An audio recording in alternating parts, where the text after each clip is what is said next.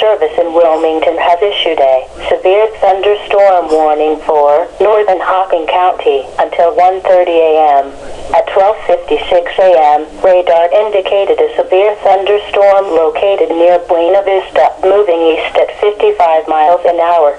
Storm hazards include winds to 60 miles an hour, quarter-size hail. The severe thunderstorm will affect mainly rural areas of northern Hocking County, including Gibsonville, Rock Bridge, Enterprise, Lake Logan State Park, Hideaway Hills, and Doraville. Seek shelter in a sturdy building. Stay away from windows and doors until the storm has passed.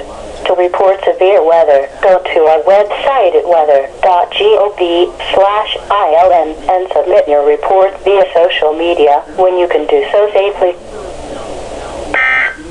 Severe thunderstorm warning will run through